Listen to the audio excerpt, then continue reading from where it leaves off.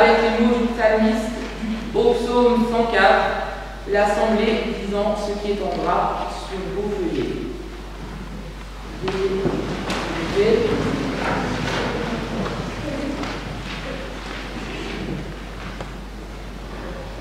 Seigneur mon Dieu, tu es très grand. Tu es revêtu d'éclat et de magnificence.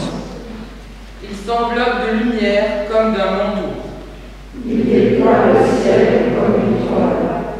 Il conduit les sources dans des torrents qui coulent entre les montagnes. Elles font boire tous les animaux des champs. Il fait pousser l'herbe pour les bêtes. Et les plantes que l'homme cultive pour tirer le pain de la terre. Tous mettent leur espoir en toi. Pour que tu leur donnes leur nourriture constante. Tu la leur donnes et ils la recueillent. Tu ouvres ta main et ils sont rassasiés de rien. Quelle profusion dans tes œuvres, Seigneur. Tout cela, ta sagesse t'appelle, la terre s'emplit de tes biens.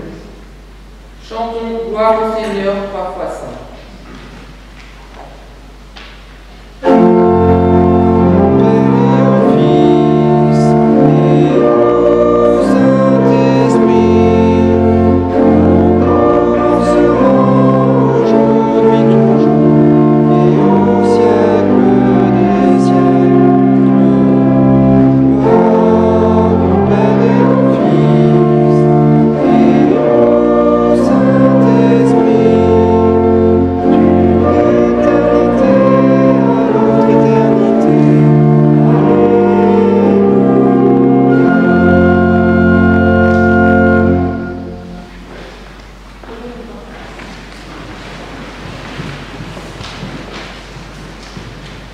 Demeurons dans la prière. Loué sois-tu, Seigneur, pour la beauté du monde, pour la mer profonde et les montagnes majestueuses, pour les arbres et les fleurs aux mille et une senteurs, pour les légumes et les fruits qui nous mettent en appétit, pour les animaux, grands et petits, et tous les humains, partout, là-bas et ici. Seigneur, quand tu nous aimes, nous sommes comme les arbres. Alors, quand dans nos cœurs tout n'est que doute et combat, quand dans l'arrachement nous distrait loin de toi, Seigneur, fais couler en nous la sève tranquille et vivifiante de l'arbre qui se laisse dépouiller en silence par l'automne, de l'arbre meurtri par les tumultes de l'hiver, de l'arbre patiemment régénéré par l'élan du printemps, de l'arbre mis en joie par la plénitude de l'été. Seigneur, aide-nous à dire oui aux saisons de ta volonté et à enfouir nos racines en toi et rien qu'en toi. Donne-nous de ne jamais oublier que ta croix fut allée dans un arbre. Donne-nous l'espérance et la joie infinie de ta résurrection, signe de ton amour pour chacun d'entre nous et promesse que nous voulons proclamer. Ô ma joie et mon espérance.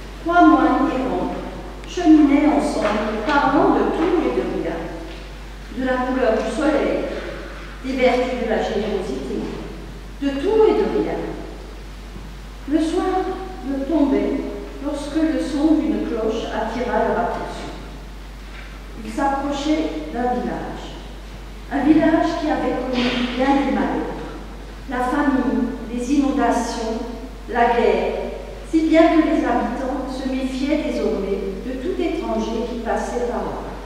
Pire encore, chacun se méfiait même de son voisin. Il y avait un fermier, un épicier, une institutrice, une couturière, un médecin, un menuisier et bien d'autres encore. Mais tant que ça n'était pas absolument nécessaire, ils n'entraient pas en relation les uns avec les autres. Quand les moines arrivèrent au village, ils virent les habitants disparaître en courant. Chacun chez soi et fermant soigneusement portes et volets. Les moines frappèrent pourtant à la porte d'une première maison. Mais ils n'obtinrent aucune réponse et à l'intérieur, les lumières s'éteignirent. Ils frappèrent à une autre porte, sans plus de résultat. Il en fut de même partout. Ces gens ne savent pas être heureux, se dirent-ils alors. Mais aujourd'hui, nous allons leur apprendre à faire la soupe au caillou. Ils ramassèrent alors des branches et des brindilles, puis au milieu du village, ils allumèrent un feu, sur lequel ils placèrent une petite marmite qu'ils avaient remplie d'eau tirée du puits. Une petite fille qui les observait s'approcha courageusement. « Que faites-vous » demanda-t-elle. « Nous faisons du feu » répondit le premier. « Pour préparer de la soupe au caillou » précisa le deuxième. « Et d'ailleurs, nous aurions besoin de 3 pierres rondes et bien polies » ajouta le troisième. La petite fille aida les moines à trouver les pierres qu'ils mirent ensuite à cuire dans l'eau.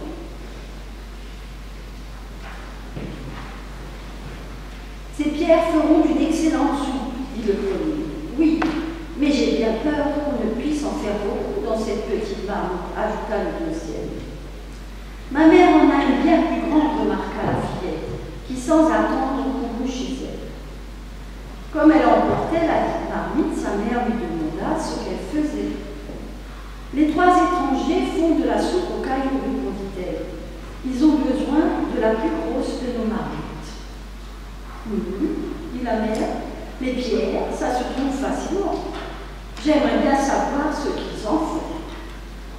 Les moines attissaient le feu, comme la fumée se répandait. Les voisins mirent le nez à la fenêtre. Ce feu et cette grande marmite au milieu du village, c'était vraiment curieux. Un à un, les villageois sortirent de chez eux pour voir ce que pouvait bien être cette soupe au caillou. Évidemment, la vraie soupe au caillou doit être assaisonnée, avec du sel et du poivre, dit le premier. C'est exact, approuva le deuxième, tout en brassant l'énorme marmite remplie d'eau et de pierres. Malheureusement, nous n'en avons pas, ajouta le troisième. Moi j'en ai, dit l'institutrice, les yeux brillants de curiosité.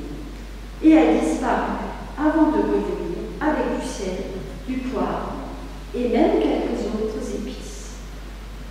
Le premier moine goûta la soupe. La dernière fois que nous avons eu des pierres à soupe de cette taille et de cette couleur, nous y avons mis des carottes qui en ont fait un potage délicieux. Des carottes, dit une femme derrière eux. Je dois en avoir quelques-unes, mais juste quelques-unes. Elle partit en courant, puis revint avec autant de carottes qu'elle pouvait porter et les jeta dans la marmite. Croyez-vous que ce serait meilleur avec un oignon ? Demanda le fermier. Oh oui, un oignon donnerait du goût à cette soupe, dit le deuxième moine. Le fermier disparut pour revenir aussitôt avec 5 gros oignons qu'il jeta dans la soupe bouillonnante. Voilà une bonne soupe, dit-il, et tous les villageois approuvèrent, car l'odeur était très agréable. Si seulement nous avions quelques champignons, dit le troisième moine en se frottant le menton. Plusieurs villageois salivaient déjà.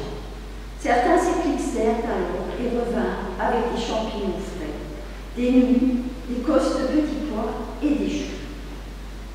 Quelque chose d'extraordinaire naissait dans l'esprit des villageois. L'un avait à cœur de donner, le suivant donnait plus encore. La soupe s'enrichissait au fur et à mesure, et son odeur était de plus en plus délicieuse. Pour que ce soit un mets de roi, il faudrait y ajouter un bon morceau de lard, dit un villageois. J'en ai, attendez-moi, hurla le charcutier, déjà en train de courir à son étal. Les moines brassaient la soupe bouillonnante, comme elle sentait bon, comme elle allait être délicieuse, et comme les villageois étaient devenus généreux.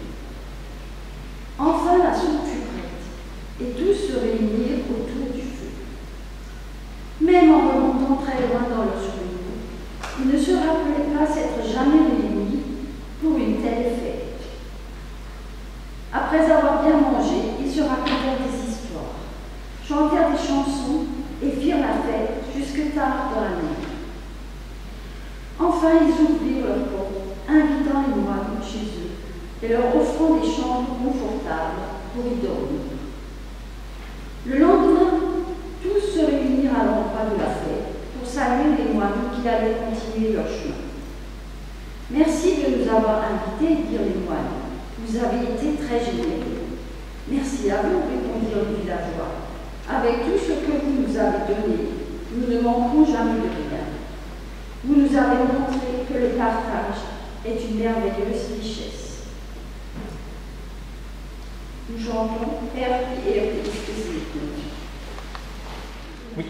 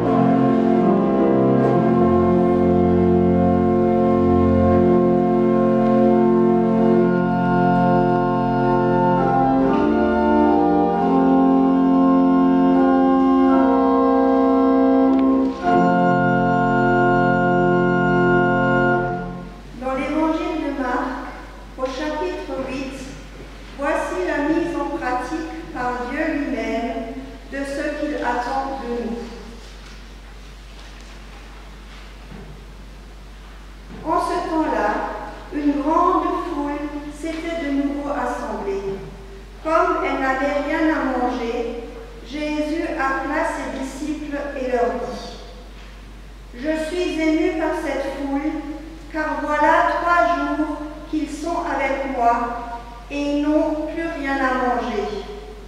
Si je les rends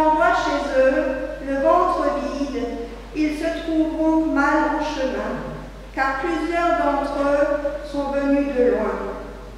Ses disciples lui répondirent, « Où pourrais-je trouver de quoi les faire manger à leur faim ?» Dans cet endroit désert, Jésus leur demanda, « Combien avez-vous de pain ?» Et ils répondirent, « 7. » Alors il ordonna à la foule de s'asseoir par terre, puis il prit les 7 pains, remercia Dieu, les rompit et les donna à ses disciples pour les distribuer à tous. C'est ce qu'ils firent. Ils avaient encore quelques petits poissons. Jésus remercia Dieu pour ces poissons et dit à ses disciples de les distribuer aussi. Chacun mangea à sa faim. Les disciples emportèrent 7 corbeilles pleines des morceaux qui restaient.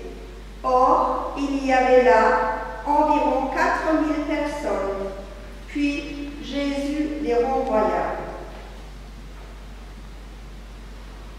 Seigneur, ta parole est la vérité.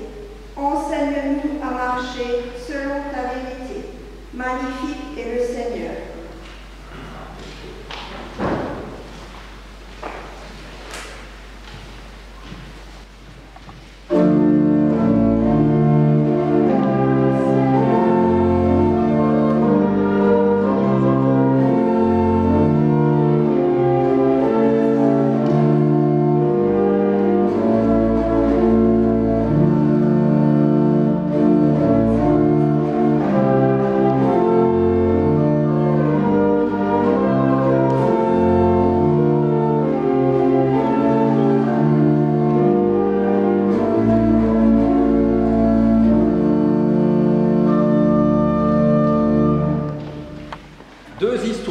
Un conte qui est, je trouve, je sais pas trop si je suis dessus. Ouais, si. On va faire comme ça. Comme ça, c'est sûr. Un conte qui nous invite à mettre en commun, mais je ne vais pas en dire trop parce que sinon je vends déjà la mèche. Et la lecture de l'Évangile, un miracle assez connu de Jésus. Et on verra finalement que peut-être qu'on connaît ce miracle, mais pas exactement ce qu'il faut de ce miracle. Pas de stylo en raison de la crise sanitaire, mais vous avez tous votre cerveau. Même les jeunes. Les jeunes ont même des stylos, parce qu'ils n'ont pas de cerveau, c'est ça? Alors les moins jeunes, montrez-leur que vous êtes toujours les meilleurs. Et les jeunes, montrez-leur que c'est vous les meilleurs. C'est très simple, il faut juste après que je retrouve où c'est. C'est style mots croisés, avec des définitions. La plupart des mots à trouver sont dans l'Évangile, dans le texte qu'on a entendu. Donc, normalement, c'est facile. Un rassemblement de nombreuses personnes en 5 lettres ici. Une foule.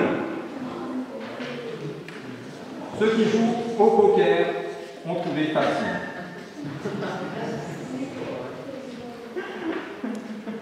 Alors pour l'instant, foule, c'est un des premiers mots du texte, ne nous dit pas grand-chose sur ceux qui étaient là.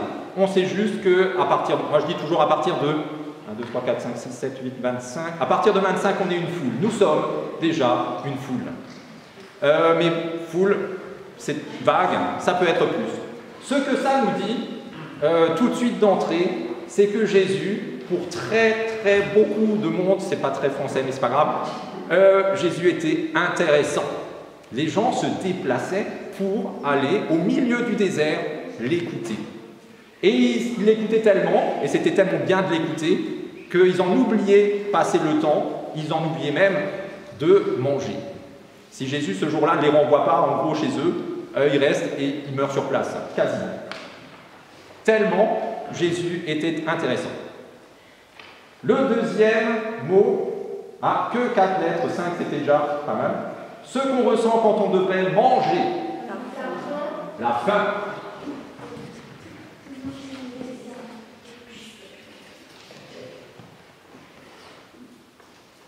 Disons tout de suite que la faim, on aurait dû dire mettre quasiment un S derrière les fins, parce que nous connaissons différents types de fins. Au caté, on l'a déjà aussi dit, on n'est pas que... Si, peut-être pas au caté, tu vas savoir. Différents, on n'est pas qu'un corps. Il y a une fin pour nourrir le corps, ok, mais il y a aussi d'autres fins. On a besoin de jouer aux jeux vidéo, c'est une fin. Si on n'a pas ça, on est en manque. On a besoin d'être en relation les uns avec les autres.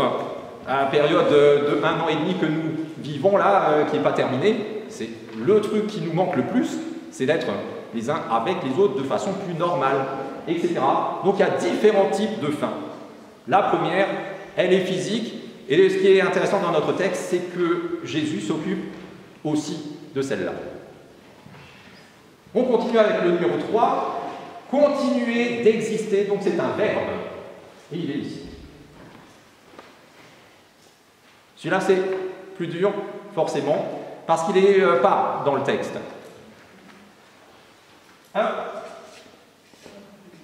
Subsister.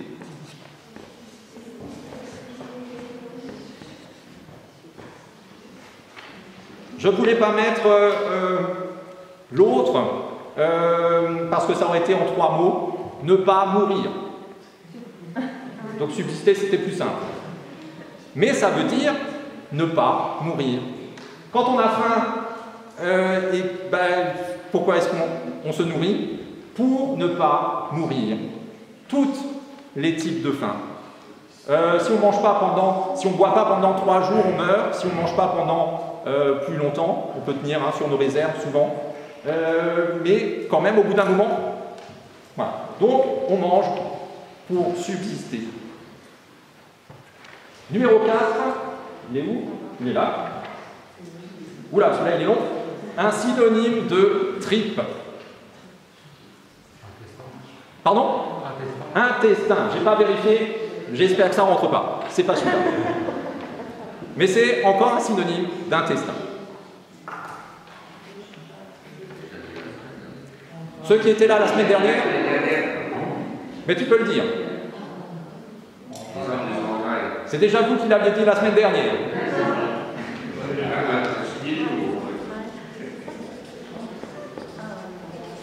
Les entrailles. Et ça, c'est très intéressant parce que, en voyant la foule qui a faim, qui a besoin d'être nourrie, eh bien Jésus, il n'a pas simplement pitié. Dans la version en français courant, on nous dit Jésus a pitié. Nous, on a pitié de la personne sans abri qu'on croise assise sur un trottoir à Strasbourg, et quand on a fait 20 mètres, on l'a déjà oublié. Là, c'est quelque chose qui le tient tellement profondément au corps, cette détresse des autres, que même s'il détournait le regard, même s'il faisait 50 km, il aurait toujours encore mal en lui. Vous savez ce que c'est, tous ici, j'en suis sûr, quand vous êtes pris aux tripes, vraiment. Voilà. Et donc Jésus est ému aux entrailles. Plusieurs fois dans l'Évangile, il est ému de cette façon.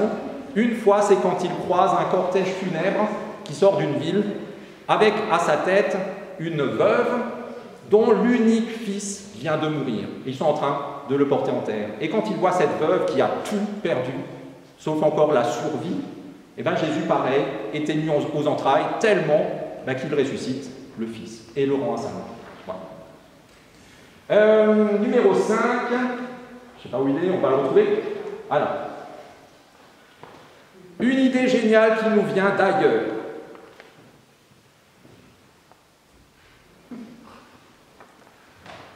Même exemple que la semaine dernière, quand je... Pardon? Oui.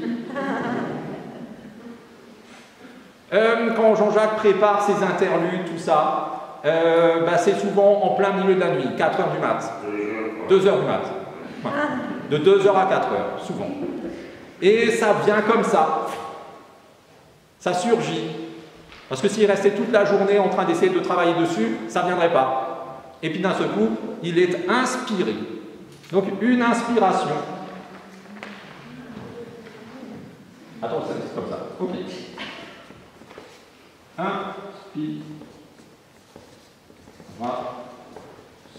Qui l'avait?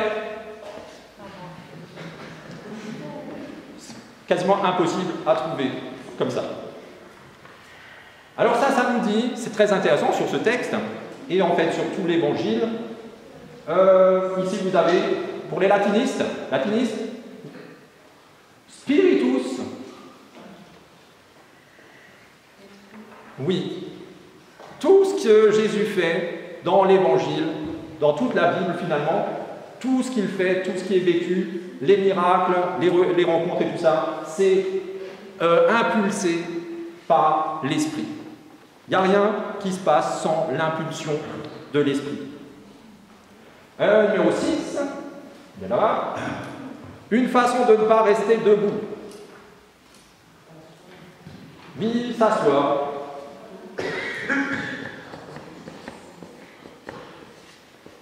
J'espère que j'ai mis le E au bon endroit. À peu près, à une case près. S'asseoir. C'est ce que Jésus fait faire aux gens, à cette foule, qui aurait dû aller manger. Asseyez-vous. À même le sol. Ça c'est intéressant parce que c'est pas un canapé, c'est pas un divan, c'est pas une table dans un 5 étoiles, c'est à même le sol, dans la réalité de notre quotidien, dans notre réalité. Et c'est intéressant aussi parce que nous, peut-être cette crise nous a servi à une chose, à courir un peu moins. D'ailleurs, témoignage personnel, la reprise, là, septembre, avec une reprise quasi normale, ben, j'ai plus l'habitude de courir autant, franchement, c'est pas cool. Et donc, s'asseoir, prendre le temps pour cette foule, et donc pour nous aussi, de se laisser nourrir. Ils avaient faim, ils auraient pu dire non, maintenant là, on y va, et ils repartent. Non, s'asseoir, prendre le temps de se laisser nourrir par Jésus. Et c'est aussi temporaire, juste le temps d'être suffisamment nourri pour après repartir dans la vie. Un aliment à base de farine, mais il est au pluriel, Quentin. Le pain. Alors, c'est le combien ça? Le 7. Là. Dans la définition, il est au singulier, mais là, il y en a plusieurs. Le pain, vous avez vu derrière, il y en a un très beau avec la croix de Malte dessus. Je sais pas. Bizarre.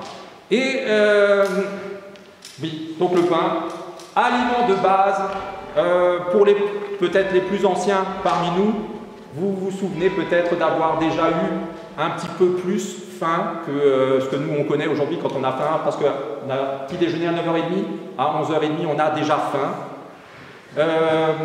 Peut-être qu'au sortir de la guerre ou pendant la guerre, la faim, la vraie, vous l'avez connue, et que rien qu'un morceau de pain, dans mon enfance, le goûter par excellence, c'était un morceau de pain. Et quand on avait la chance, je vais me faire pleurer, c'était mon fruit et légumes préféré. Juste une tranche. Et ça, c'était goûté de fête. Donc, des pains au pluriel, parce que le chiffre de la perfection, combien y en avait-il? 7. Il y avait 7 pains. Ces pains-là que Jésus donne ce jour-là aux gens, comme on l'a déjà dit, ne nourrissent pas que leur corps, ils vont aussi nourrir leur âme, leur esprit, leur être tout entier, parce que c'est pour ça qu'ils sont 7, le chiffre de la perfection. Numéro 9, là, j'ai des lettres, la mise en commun de ressources personnelles. Et là, c'est le conte qui nous dirige dans ce sens-là. Mutualisation. Ici,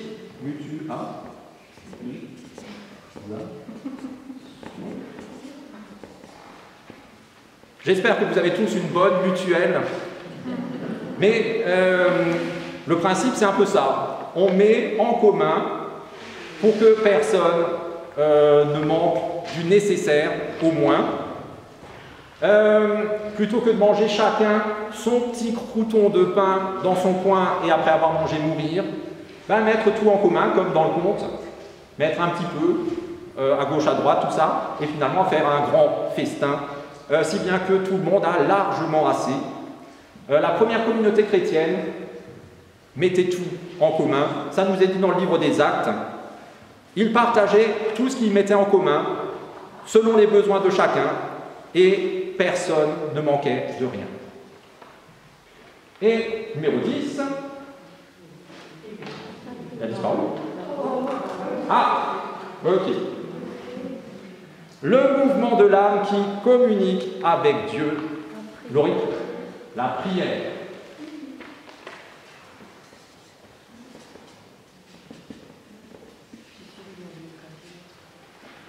On a failli le faire, mais ils n'étaient pas assez réveillés. L'essentiel dans la relation que nous avons les uns avec les autres, c'est justement d'être en relation. Loin des yeux, loin du cœur. Ceci, c'est le meilleur moyen d'être constamment en relation avec Dieu. Et qu'est-ce qu'on peut dire encore de ça? D'ailleurs, une fois que Jésus a lancé le mouvement, le truc qu'il fait, c'est qu'il prie. Avant de distribuer le pain, il prie. Le numéro 11, un synonyme de gratitude, reconnaissance.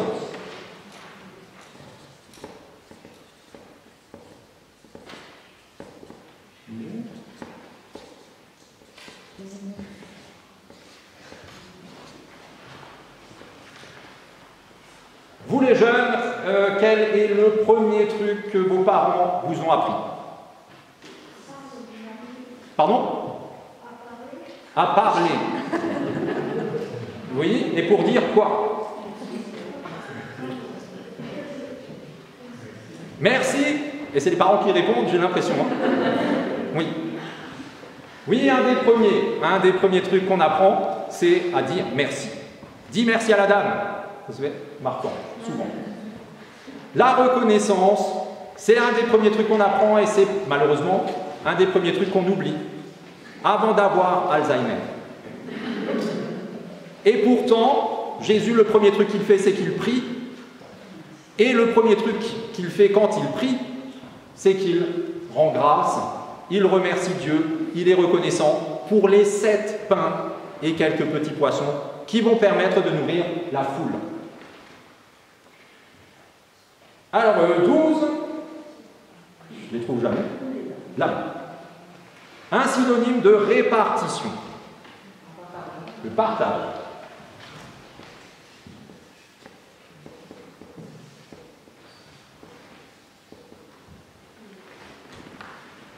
Alors c'est intéressant parce que Jésus partage le pain et les pains et les quelques petits poissons, mais d'habitude quand on partage, on a plutôt une division.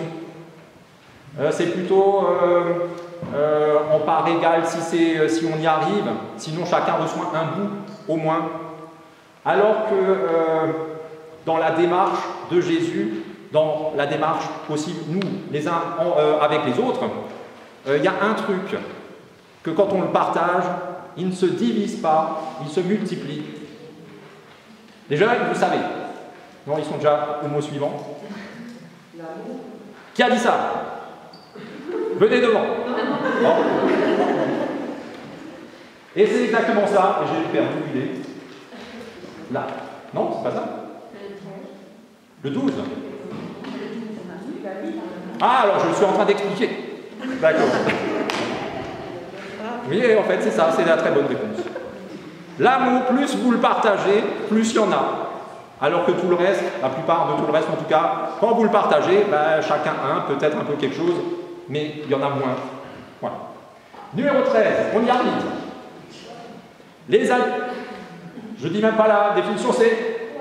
Ouais, des poissons. Quelqu'un se souvient combien il y en avait dans l'histoire? 12, non. Pas loin. 7, non, c'est les pains. Quelques. Un peu comme la foule, c'est très flou, mais c'est même pas beaucoup. C'est juste quelques petits. Non. Dans une autre histoire, il y a 5 pains et 2 poissons.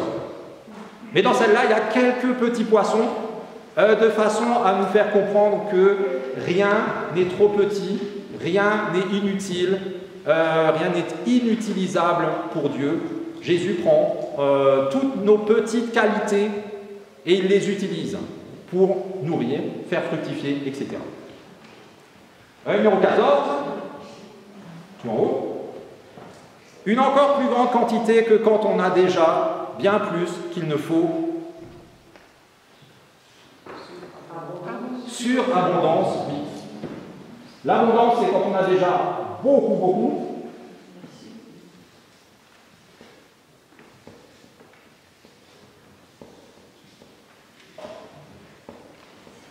Et quand on a encore beaucoup plus que beaucoup, c'est la surabondance. Assez pour chacun, oui, et même encore plus que ça. Et on va prendre les 2 numéros suivants, et ça montre à combien, en fait, finalement, il y avait en plus. Le numéro 15, plusieurs fois 10 centaines. Encore les jeunes, calcul mental. Des milliers. Là.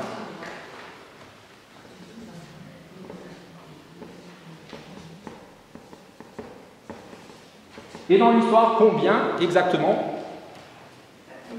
4 milliers, 4000. 4000 personnes sont nourries par ces 7 pains et ces quelques petits poissons. Et numéro 16,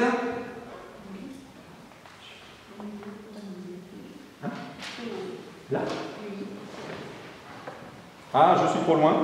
Non, si, c'est juste. Et là, c'est au singulier, alors que dans le texte, c'est au pluriel. Une des 7 qui ont été remplies avec les restes, non seulement 4000 personnes ont été nourries, mais en plus, il reste 7 corbeilles, 7 paniers, remplis de restes qui peuvent encore être partagés plus loin. 17 et 18, ça va aussi ensemble. Ça, c'est pas dans le texte, mais ça, c'est la dynamique que tout ça nous encourage à apprendre. On en fait preuve quand on est là pour un membre de sa famille qui a besoin d'aide. Je vous le donne, parce que sinon, vous ne trouverez pas. Le soutien fraternel.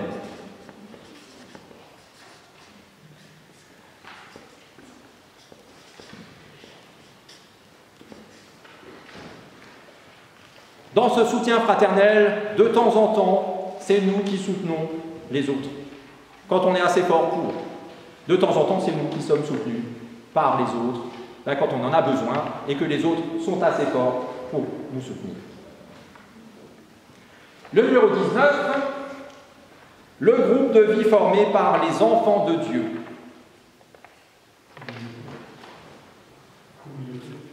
Communauté.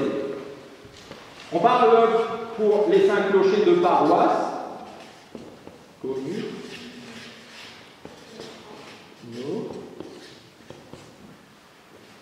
Mais plus que paroisse, j'espère, je souhaite vraiment que nous formons une communauté de vie dans la foi. La multitude de ceux qui étaient devenus croyants était un seul cœur et une seule âme. C'est encore ce qui nous est dit de la première communauté chrétienne. Pierre, Paul, ouais, peut-être pas Paul encore à ce moment-là, mais Pierre, Jacques, Jean, tout cela. Voilà. Et enfin, le numéro 20, en réfléchissant, j'aurais dû mettre autre chose, mais j'avais plus le temps de le changer. Avec toutes les lettres qui restent, qui sont un peu plus... Oui? Pardon? Aimer. Non, il y a un L.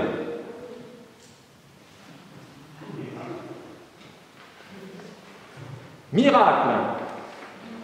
Donc la définition, plus que la multiplication des pains et des poissons dans notre histoire, c'est le quotidien des enfants de Dieu, le miracle.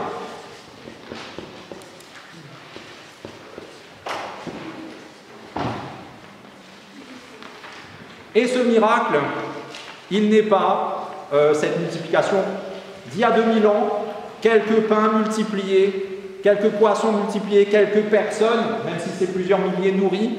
Le miracle, c'est qu'aujourd'hui, pour moi, Luther et d'autres avant lui, promet, encore les latinistes, promet, j'ai déjà donné la réponse, pour moi, pour chacun d'entre nous, ce miracle-là, de ces pains et de ces poissons, de cette foule nourrie par le Christ, ben si ce n'est pas pour moi, ça ne vaut rien.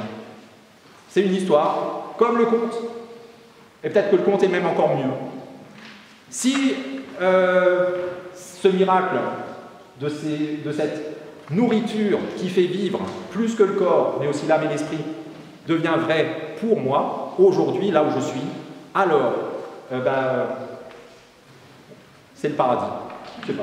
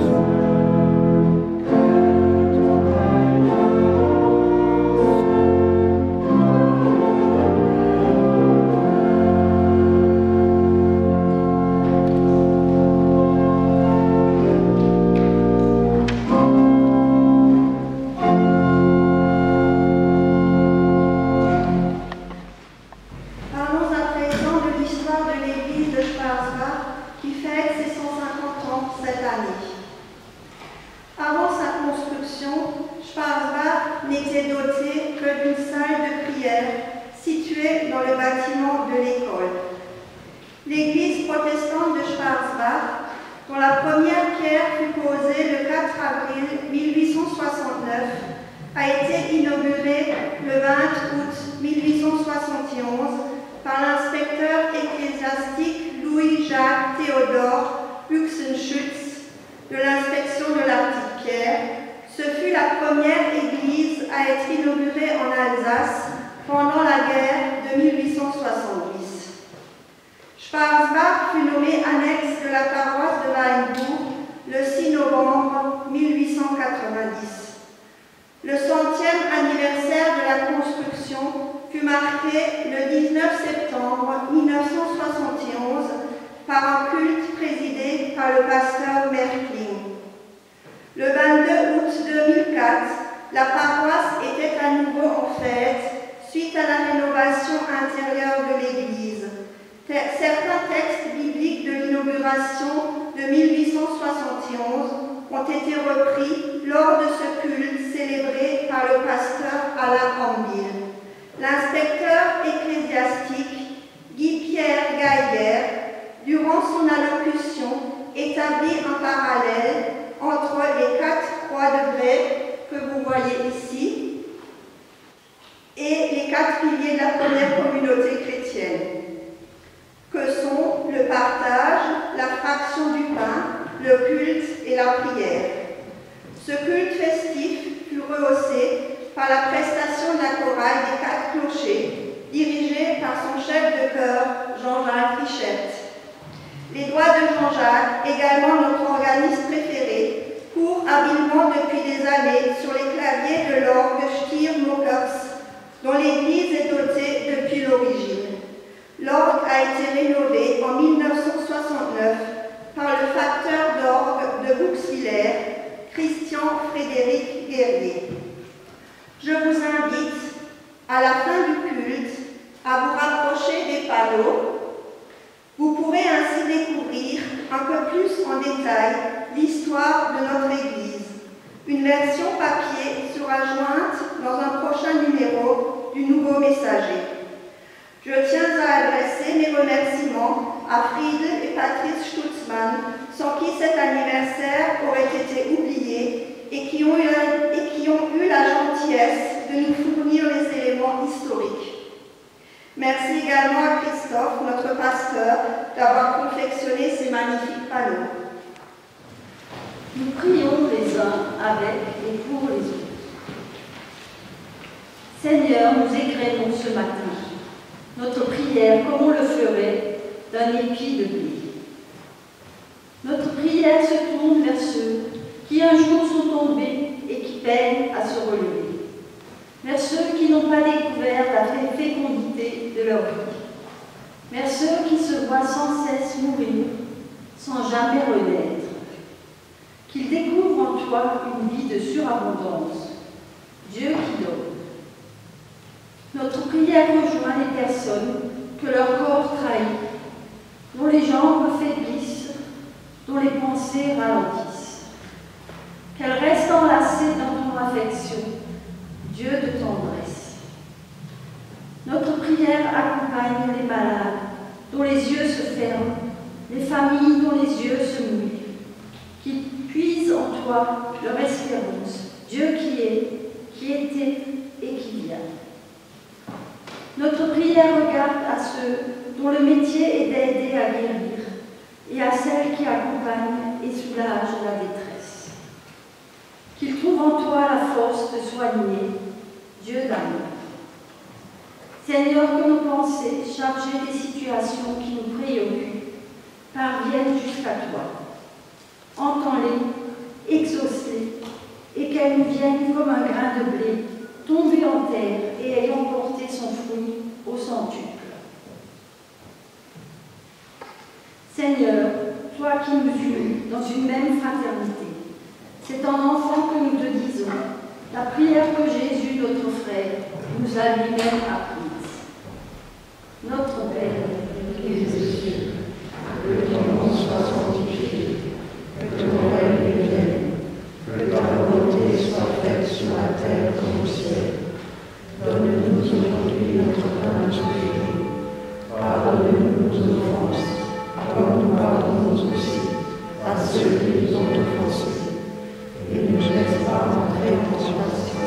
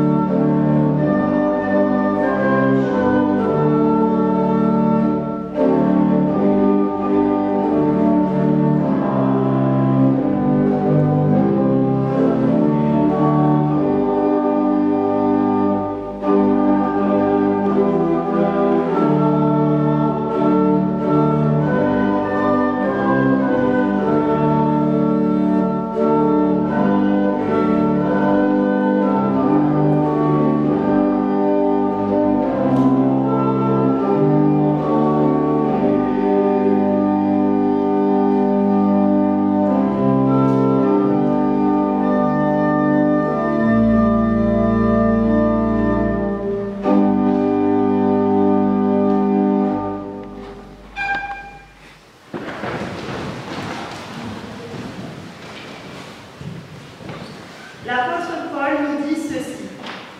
Celui qui sème peu, moissonnera peu, mais celui qui sème largement, moissonnera largement. Alors n'hésite pas et choisis de semer ta joie, et la joie ne quittera jamais ton cœur. Choisis de semer ton attention, et tu seras écouté et entendu. Choisis de semer ta tendresse, et ton monde sera tendre avec toi. Choisis de semer ton amour, et l'amour sera la source de ta vie. Choisis d'aimer celui qui prend soin de nous et qui nous comble de ses bienfaits, qui est présent à nos côtés dans l'adversité et qui nous donne son esprit de partage et de don, et tu seras enfant de Dieu. Et sois béni, tu es béni. Amen.